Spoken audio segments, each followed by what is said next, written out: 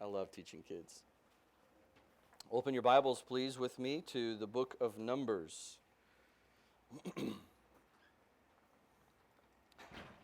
So if this is your first time with us, we're taking a break out of the the book of John.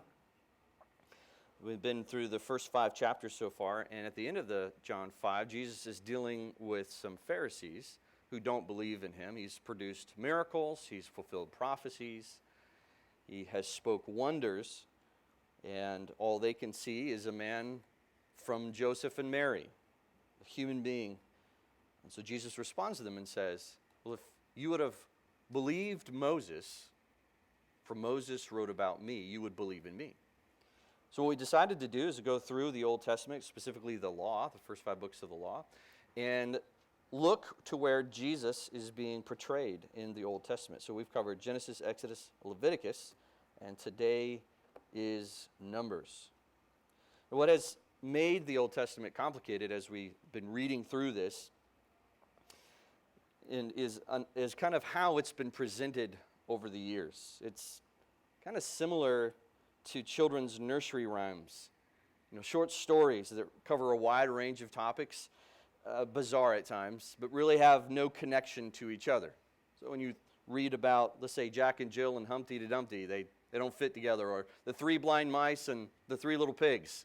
There's no connection there either. And most of us grow up hearing of David and Goliath, or the 12 spies that went into Canaan, or Daniel in the lion's den, or the amazing story of the resilience of Joseph. But there's really no connection to these stories. They're just kind of like nursery rhymes. They're interesting and bizarre at the same time.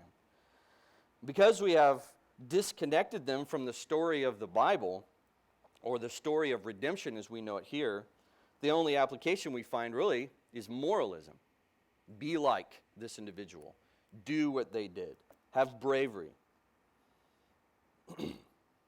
Other parts of the Bible kind of fit into categories we don't have to deal with either. So like, for instance, creation.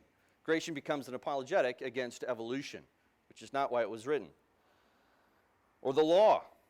The law is how we are going to get America back under the blessings of God. And if we humble ourselves and pray, then God's blessing will come back to this great nation. And that's how we use the law. But that's not the intention of it. And because it's disconnected, when it comes to these bizarre acts of God's, the weird sexual sins of Israel and the death of thousands, we simply say, that's weird. Here, kids, here's some ice cream. We don't know what to do with it. Let's just not talk about it, distract ourselves from it. Well, Numbers fits into this category of books. The name of the book alone keeps people away from reading it. Oh, this must be about all the different tribes and stuff, and that will not help me in love and obey God, so let's move on to Psalms and Proverbs. Well, the English title, Numbers, comes from the Greek and Latin Vulgate version, and it's really get it from the numbering. It's the major focus of the book in the first 4 chapters, and then towards the end in chapter 26. Probably the most common title that really should be used is in the 5th word in the Hebrew text in verse 1, in the wilderness. This really is a story about the wilderness wanderings of Israel. So this morning what we're going to do is start back in Genesis and connect the narrative to Numbers. It's the only way to really understand what's going on and how it all fits together. It's not some just random story God put in there because he needed to fill a book so it wasn't only 100 pages. And hopefully we'll see that this one story about God, how God is faithful to keep his promise to redeem people through covenants. So let's start real quick in Genesis. So the story begins, we learned a little while ago, of creation. God creates the whole world, and in creation he creates this place called Eden. And in Eden he places Adam and Eve. And it's there that God's presence resides, is with Adam and Eve. And they enjoyed the presence of God. Of course, what do we learn very early in the story? They fall. And that fall causes something we don't necessarily always think about, separation between humanity and God. So God places them outside of the garden and outside the original design of being in the presence of God. And now they are underneath a fallen curse. The earth is cursed, they are cursed. But in this fall, God does not leave the original design untapped. He does not leave it alone. He comes back to Adam and Eve, and in their punishment, gives them a promise. And the promise is to restore the original design, to be in his presence. And the one that's going to restore that original design, the original purpose of creation, was going to be the seed of Eve. As we learned, never in the Bible is there described to be a seed from a woman. It's always the seed from a man. But this one is foreshadowing that of Mary. Jesus is born of a virgin. So we are told, for beginning of the story in Genesis 3:15, there's disaster, and God immediately steps in and provides grace and mercy and promises that one is going to come and crush the head of Satan and fulfill the promise and restore back what has been lost, which is communion with God. Well, this detail is expanded in the life of Abraham. Now, if you know anything about the life of Abraham, he was a pagan moon worshiper. He was not a faithful man. He was not a good man. Even after he come to know God, he was a horrible man. He kept lying about his wife and sleeping with other women. Not a good moral character. But through God's promise to Adam and Eve, he furthers this promise with Abraham. And he tells Abraham, who is very old and has no children, that through him this mighty nation is going to come, and this nation is going to bless all the nations, and there's land promises, but more importantly, there's a promise of salvation that's coming through the line of Abraham. And we read, as the story goes on, Abraham, Isaac, and Jacob, and that wonderful story of God's faithfulness, even though Abraham, Isaac, and Jacob were all unfaithful. At the end of the book, there are 70 people who end up going into the land of Egypt to be saved. So that gets us into the book of Exodus. So far, man is unfaithful, God is faithful. God promises to save, men do everything they can to break that promise, but yet God proves himself faithful. So in Exodus, they've been in Egypt for 400 years. And what do we learn? God is faithful to his promise. Over 1 million people now exist in the nation of Israel. So large, the Egyptians are a little nervous about this. What do? They put them into slavery. So the Exodus story is God who comes in, who's been silent for 400 years. No one knows who God is. They know that he's the God of Abraham, Isaac, and Jacob, but we learned very early on in Exodus, they have no idea who God is. Moses even has to say, what name will I give them to describe who you are? And he gives them the name Yahweh. So God comes in, redeems his people, brings them out of Egypt into the desert, makes a covenant with them, gives them the 10 commandments, and of course we learn it's not very long after the covenant is made, the covenant's broken. Clearly Israel cannot keep the covenant. And we learned back when we started Genesis that the whole book of Genesis was given to the Israelite people in the wilderness because they had no idea who God was. So Moses writes Genesis to talk about God being the creator and the redeemer of his people. And then that leads us into the book of Leviticus. Now at this point, it's very clear these people cannot keep a covenant. They are pagan as far as you can get. They immediately Moses leaves up the mountain. They make a golden calf. They clearly don't understand what does it mean to be in a relationship with a holy God. God's original design is to be in the presence of men. So God in his grace gives them the Levitical law. He gives them the law. Now when we think about the book of Leviticus, we don't think about the word grace. Most of us don't even think anything other than what a weird book. But Leviticus is a book about grace. And it's strange to say that, but it's also a beautiful book because God, with people who have broken continually their promise and the covenant they've made, God once again comes in and says, in grace, I'm still going to provide a way for you to be in my presence. You'll still reside within me, and this is how it will happen. And he gives them the means by which they can come into his presence. Now, it is limited because of their frailty, and we learned about that. But ultimately, Leviticus is a book of God providing grace to those who want to be in his presence. And Israel wanted to be in God's presence because in the presence of God there's protection, provision, and joy. And we learn about that throughout the Old Testament. And that finally brings us to Numbers. So the covenant's made, it's broken. God gives them a full spectrum with a temple of how to live and reside in the presence and the benefits. And that's where the story picks up in Numbers. Now, in chapters uh, 1 through 10, they're kind of wrapping up the last year at Mount Sinai. And there's instructions on how they are to set up their camp with the holiness of God in the center. And there's all these details. When you read the details, it's kind of boring. You don't understand why they're there. But if you understand that everything has a purpose and it's pointing towards a function. For instance, the entire camp, and you read how Judah's supposed to be at the head, and all of these camps circle out almost in like this big cross. Because the point of it was for Israel constantly reminded that Yahweh is at the center, that God's holiness is at the center of their existence as a people and their protection as a people. It's symbolizing God's existence there. Now, he also provides additional laws for them for the holiness of the camp. They're about to go into a pagan land where there's other peoples that are going to be influenced by it. And so he says, here's some additional information you're going to want so you can stay in my presence. And then they move. Now that they are ready to begin their journey, God would lead his people by moving his presence by a cloud. You probably heard this before, as a symbol. And as that cloud would move, that was the presence of his holiness. And wherever it moved, the people would follow, bringing the Ark of the Covenant. If you have your Bibles, look at Numbers chapter 9. Look at that. We already covered 9 chapters. See, we're moving quick.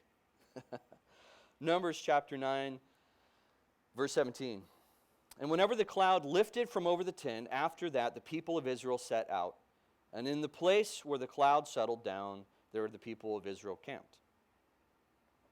At the command of the Lord, the people of Israel set out, and the command of the Lord they camped. As long as the cloud rested over the tabernacle, they remained in camp. Now, up to this point, there has been some bumps in the road, as we've learned in Exodus.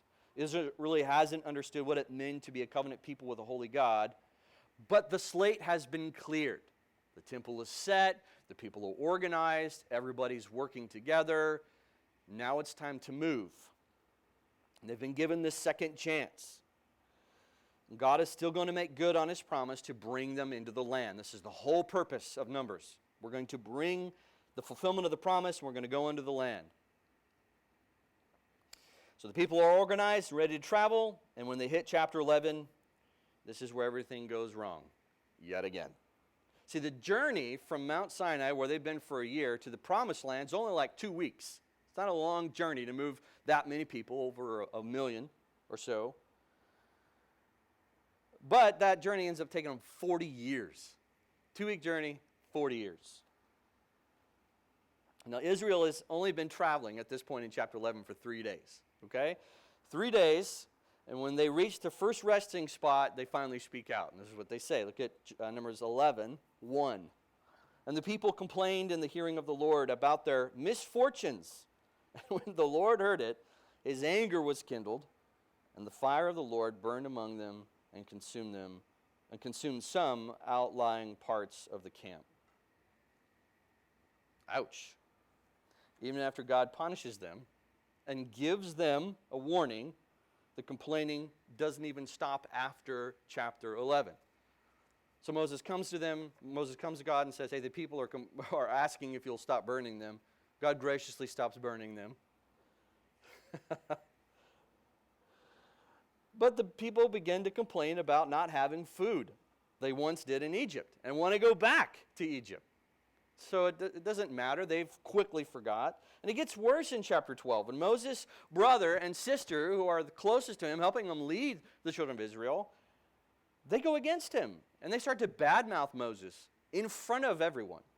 So God pulls them aside, it's a fascinating story, into the tent of meetings.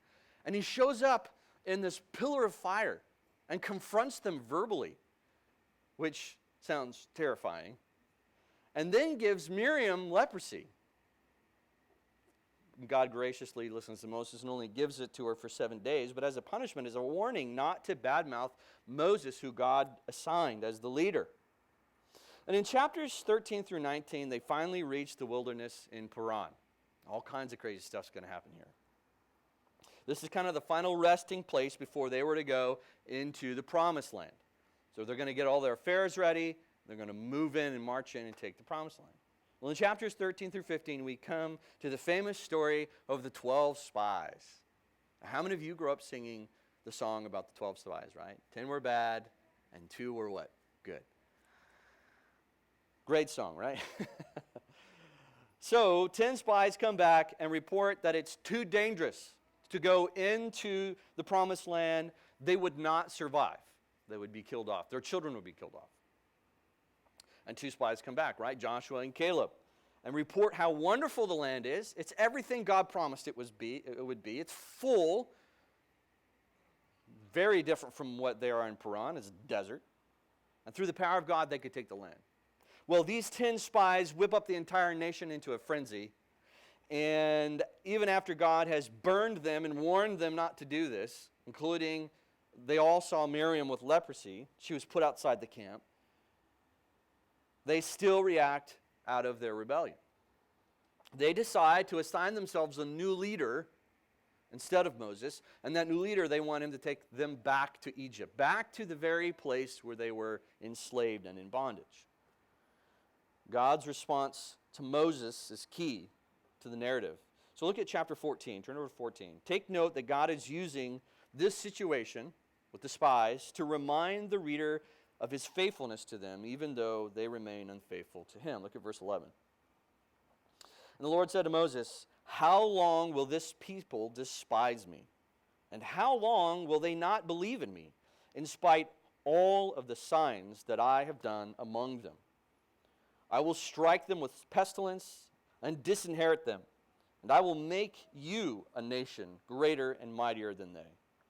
But Moses said to the Lord, "Then the Egyptians will hear of it, for you brought us up, this people, in your might from among them. And they will tell the inhabitants of this land, 'They have heard that you, O Lord, are in the midst of this people. For you, O Lord, are seen face to face, and your cloud stands over them, and you go before them, in a pillar of cloud by day and a pillar of fire by night.' Now, if you kill these people as one man, then the nation who have heard your fame will say, 'It is because the Lord was not able to bring this people into the land that he swore to give to them, that he has killed them in the wilderness. And now, please let the power of the Lord be great as you have promised, saying, the Lord is slow to anger and abounding in steadfast love, forgiving iniquity and trespasses and transgressions. But he will be by no means clear the guilty, visiting the iniquity of the fathers on their children to the 3rd and 4th generations. Please pardon the iniquity of this people, according to the greatness of your steadfast love, just as you have forgiven these people from Egypt until now.'" Okay, it's a pretty good plea. Now, there's a whole debate out there whether God changed or Moses changed the mind of God. We're not going to talk about that this morning. You want to talk about that, we can talk about it afterwards. But God in his sovereignty already knew from the beginning to the end what was going to happen. But this is for our benefit, to understand just how offensive it is to God. He wants to wipe them out. Now, he's already done this once before. Go back and read Genesis 6. Moses reminds God of the promise that he made and asks God to show grace. So this is what he says in verse 20. "Then the Lord said, I have pardoned according to your word, but truly as I live, and as all the earth shall be filled with the glory of the Lord, none of the men who have seen my glory and my signs that I did in Egypt and in the wilderness, and yet have put me to the test these 10 times, and have not obeyed my voice, shall see the land that I swore to give to their fathers, and none of those who despise me shall see it." So in the end, God ends up giving the people what they want. They didn't want to go into the land. So he says, fine, you won't go into the land. You'll die outside. You'll die in the wilderness. Only your children will go in. It's hard to believe, but the story actually gets worse. I mean, you think this is like they're about to go into blissfulness, like a recreation of almost Eden. And so God takes it away from them. You think there might be a little bit of heart change. No. Chapter 16 to 7, we read of the rebellion of Korah and the sons of Levi. Look at chapter 16, verse 3. "They assembled themselves together against Moses and Aaron and said to them, 'You have gone too far, for all in the congregation are holy, even one of them, and the Lord is among them. Why then do you exalt yourself above the assembly of the Lord?'" Why is it that you think you can lead us? Moses finally creates a test for them. So, okay, fine. If you don't think that I'm the one that should be in charge, which clearly has been demonstrated, then we'll create a test for those who think they can appoint themselves. Look at verse 28. "And Moses said, 'Hereby you shall know that the Lord has sent me to do all these works. and that it has not been of my own accord. If these men die as all men die, or if they are visited by the fate of all mankind, then the Lord has not sent me. So if they die of natural causes. But if the Lord creates something new, and the ground opens its mouth and swallows them up with all that belongs to them, and they go down alive into Sheol, then you shall know that these men have despised the Lord. Of course, what ends up happening? The ground opens up, and they're all swallowed in. And not only that, the 250 prophets that were there, God burns them, consumes them with fire. Of course, everybody scatters and runs because they're afraid they're going to fall in. So how did Israel respond to this catastrophe? Look at verse 41.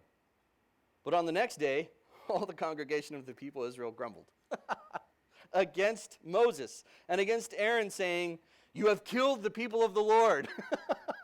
So they blame Moses for this. And chapters 18 through 20, they finally leave P.1. So the story's going to move on from here. And what's the narrative in chapters 18 through 20? It continues, complaining. Look at verse 20 of chapter 2. Sorry, look at verse 2 of chapter 20. Now there was no water for the congregation, and they assembled themselves together against Moses and against Aaron. And the people quarreled with Moses and said, "Would that we had perished when our brothers perished before the Lord. Why have you brought the assembly of the Lord into this wilderness, that we should die here, both we and our cattle? And why have you made us come out of Egypt to bring us to this evil place? Is it no place for grain or figs or vines or pomegranates, and there is no water to drink?" So they would rather go back into slavery, back into the bondage where they had no freedom to worship God, than to stay in this place. Now, they could have easily gone into the promised land in 2 weeks. But for 40 years, now that they're leaving Paran, that will not happen. And it is here we read Moses' sin that prevents him from going into the promised land. Look with me at verse 10. We're going to look into this story a little bit more in more detail next week. Then Moses and Aaron gathered the assembly together before the rock, and he said to them, "Hear now, you rebels." Now God just told Moses, go over to the rock and speak to the rock that the water might flow out of it to provide it for Israel. Of course, Moses doesn't do that. "Hear now, you rebels. Shall we bring water for you out of this rock?" And Moses lifted up his hand and struck the rock with his staff twice, and water came out abundantly, and the congregation drank and their livestock. Moses finally loses it and says some pretty fallacious things. God in grace decides, even in their complaining, to grant their request. And there is really no anger that comes from him in that. Moses gets up and decides God needs to be angry, so I'm going to be angry, and calls them rebels, and then just somehow takes credit with God for providing the water. And in chapter 21, some of the Israelites were taken captive. So it's not over. You're thinking at this point, when's the book going to end? And this is getting bloody. So Moses is now out. So there's like 2 guys left, and all the kids, they're going to be okay to go in. Joshua and Caleb can go into the land. So in chapter 21, some of the people are, because they're not under the protection of God anymore, they're not obeying. Some of them are captured. And they ask God to free them, and God graciously frees them. Look at verse 4 and 5. From Mount Hor they set out by the way to the Red Sea to go around the land of Edom. And the people became impatient on the way. And the people spoke against God and against Moses. "Why have you brought us out of Egypt to die in the wilderness? For there is no food and water, and we loathe this worthless food." Now they're talking about the food God had provided, which is the manna. So there's a pattern. Are you reading it? They mess up. God's gracious. They complain because they forget. That's the pattern. So what does God do in chapter 21? He sends a new kind of punishment. He sends snakes. And these snakes start biting them. And it is here we read of something very strange and unique. It's God's justice being transformed to a source of life for those who look to his healing. So he takes the very snake, tells Moses to put it on a staff. We'll talk about this next week. And those who look to it will be healed. And then chapters 22 through 36, the rest of the chapter, Israel reaches the plains of Moab. Now this is a very Very interesting section of Scripture. And this is how the book ends. Israelites have already defeated two kings, one in Transjordan, and then the king of the Amorites and the king of Bashan. And Balak, which is the king of Moab, consequently becomes alarmed. All right, well, this is a massive people, like millions. They're coming through my land, and I've already seen him take over these two kingdoms. So Balak sends for Balaam, who is this pagan sorcerer. And he wants to induce him to come and cast a curse upon Israel. Of course, God intervenes, and the message comes back from Balaam and says, well, I can only bring blessings. I can't bring a curse. He goes, I want you to come anyways. I want you to come anyways. And there's that really interesting story where Balaam's donkey, right, gets on the donkey, and the donkey won't go, and he starts beating the donkey, and all of a sudden the donkey starts talking to him. You'd think Balaam would have figured out early on, one, I can't make my own thoughts. Every time I say something, something else comes out of my mind. Then I get on this donkey, and all of a sudden the donkey's talking to me. It's very strange. But 3 different times, finally, he gets up on the mountain, and 3 different times, Balaam attempts to curse Israel so that Israel will be turned away and Balak's kingdom won't be taken over. And all 3 times, he only can bring forth blessing upon Israel. Now, before we move on, you need to understand that down in the camp, the Israelite children are in full rebellion at this moment. They are worshiping idols. They are out of control sexually. It is a mess down there. And then the third blessing comes, and Balaam stands up there, and it's surprising because he prophesies of a king who is coming, a victorious king through Israel, and through this king, all of the enemies will be conquered, and he will fulfill the promise of Abraham. This king will. So you have this pagan sorcerer who prophesies over the children of Israel who are in sin that God's going to bless them in the midst of their sin. Now the book ends here in Moab. And Israel's getting ready to go into the promised land. They count everyone once again. They take the census, the numbers once again. And that's kind of where the book ends. Now before they go in, they're going to leave behind the old generation, and they're going to leave behind Moses. And right before they leave behind Moses, Moses gives them his last words of wisdom and warning. And that speech is what we know as the book of Deuteronomy, which comes next. So Numbers kind of leaves you at the end of feeling a little dazed and confused. What's the application here? Every story seems to gain in its intensity. More death, more rebellion. And you leave this book probably feeling a little disheartened. It's not really great for toast and coffee in the morning. You might even feel a little bit, superior. I'm pretty sure I would never act like this. We say to ourselves as we read this, this is crazy. I mean, if I saw a cloud representing the holiness of God, or if I saw the miracles in Egypt, but the moment you start to think that you would never behave like the Israelites, the story has worked its magic. And that's the point. You didn't realize that in reality. As you read Numbers 11 through 21, you're holding up a mirror to the one who's reading it. It's about you. These stories are very like the cartoon character drawings that you can see at a carnival. You ever seen these? The sketch artist looks at your face and takes the individual features of your actual appearance and then exaggerates them. But it looks like you. The point isn't total realism, right? Not of the sketch. Rather, it's trying, as is in Numbers, to highlight something about the human heart and mind. How fickle and short-sighted God's people, God's people, are become. And who can honestly say they've never really been impatient with God's timing in their lives? Abraham is a great example of this going back to Genesis. As he wandered through the wilderness on the way to the promised land, he had several low moments. But in the end of his life, what is his life characterized by? Not his moral good deeds, not how well he performed. He's described by faith in God's promises despite the difficult circumstances. That's how he's described to be.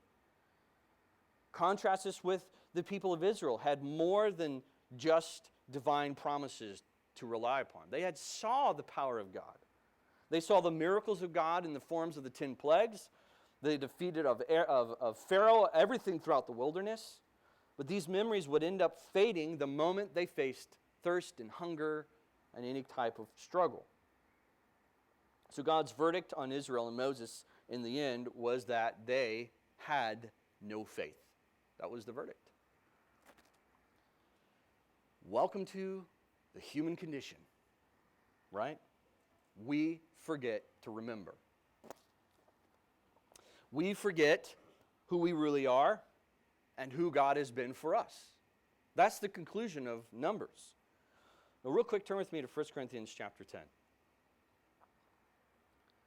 Paul makes for us the application of Numbers. He tells us the conclusion of it, of how we should understand it. This bizarre story. 1 Corinthians 10, verse 1, "For I do not want you to be unaware, brothers, that our fathers were all under the cloud and all passed through the sea." So this is referencing what we just read, right? "And were all baptized into Moses in the cloud and in the sea. And all ate the same spiritual food, and all drank the same spiritual drink. For they drank from the spiritual rock that followed them, and the rock was Christ." We're going to talk about that next week. The rock that which Moses struck is a reference to Jesus Christ. "Nevertheless, with most of them God was not pleased, for they were overthrown in the wilderness. Now these things took place as examples for us, that we may not desire evil as they did. Do not be adulterers, as some of them were. As it was written, the people sat down to eat and drink and rose to play. We must not indulge in sexual immorality, as some of them did, and 23,000 fell in a single day. We must not put Christ to test, as some of them did, and were destroyed by serpents. Nor grumble, as some of them did, and were destroyed by the destroyer. Now these things happened to them as an example, but they were written down for our instruction, on whom the end of the ages is come. Therefore let anyone who thinks that he stand take heed, lest he fall. No temptation has overtaken you that is common to man. God is faithful, and he will not let you be tempted beyond your ability. But with the temptation, he will also provide the way of escape, that you may be able to endure it."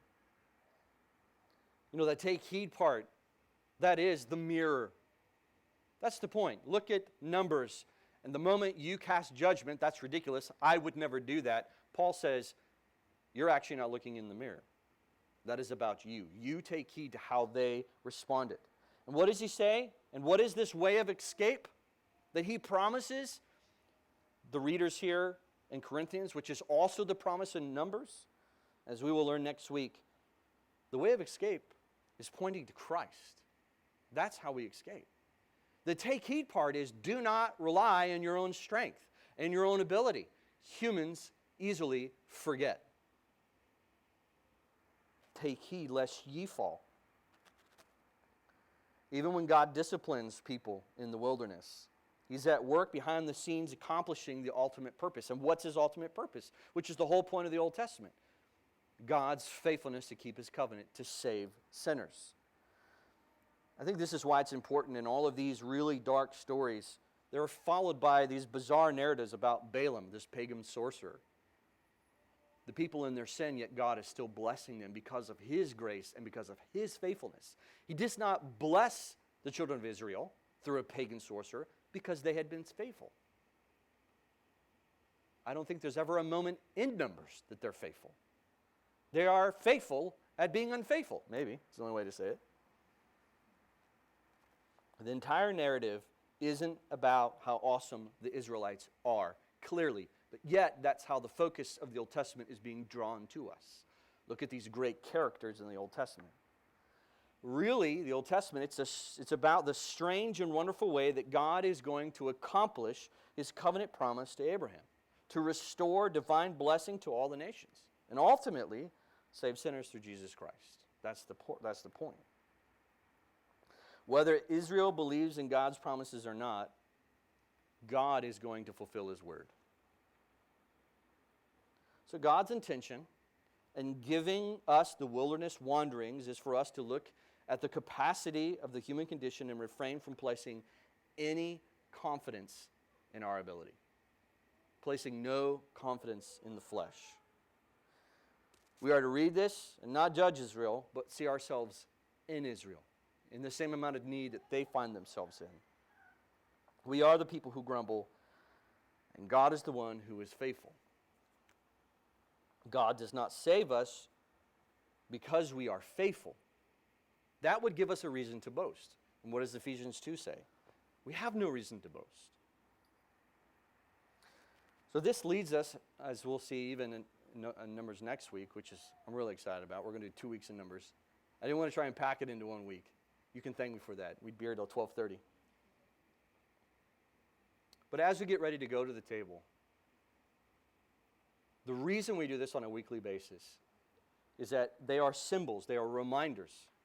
As Israel would forget the power and the glory of God, Jesus places within us what we basically call a speed bump for us to slow down and remind ourselves what it is that actually drives us, who it is that actually causes us to obey, where our faith even comes from. It comes from the work of Jesus Christ on our behalf.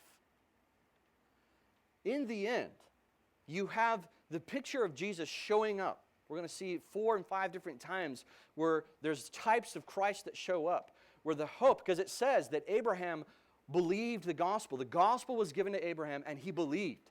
It was very obvious that they had to put faith in something outside of themselves. David knew that there was one coming, a line from him, that outside of him there was righteousness that he had to depend on.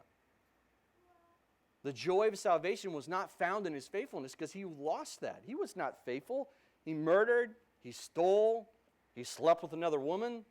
He was not a faithful man, but his joy was restored because he found his joy in the faithfulness of God in fulfilling a promise to Abraham for the salvation of all people. So when we take these elements, I encourage everyone here, do not take these because they somehow earn favor with God or somehow it reestablishes, it cleans your slate, it makes him happy with you, he's going to bless you. None of that is true. None of that's true. You see, in Leviticus, they were required to obey the law to receive blessings. Jesus comes in, fulfills the law, and says all the blessings are now yours through faith. We don't have to obey to receive the blessings of a Father and the protection of our Father. They're given to us because they have already been earned. So we come this morning not to earn, not to gain, not to reestablish something with God. We come and take the elements to remind ourselves of what's already been done. And the Old Testament is just a long illustration to remind us of why you never, ever want to come before God with your own righteousness. Because it'll torch you. You'll be consumed. That's a good reminder. You want to come dressed in the righteousness of Christ. And how do you do that? Through faith. So we remind ourselves that it's through Christ's blood and body sacrificed for us, and by faith we come into his presence safe and secure and full of blessing. Let's pray. Father, we are thankful that you did not hold back any details of just how evil men not can be, but men are within our hearts. Jesus tells us what's inside us that defiles us, not what comes out of us.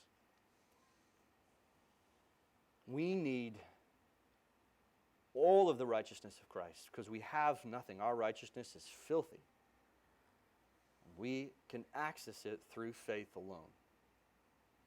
Lord, thank you for this wonderful reminder of how kind and gracious you are to desperately sinful people. In Jesus'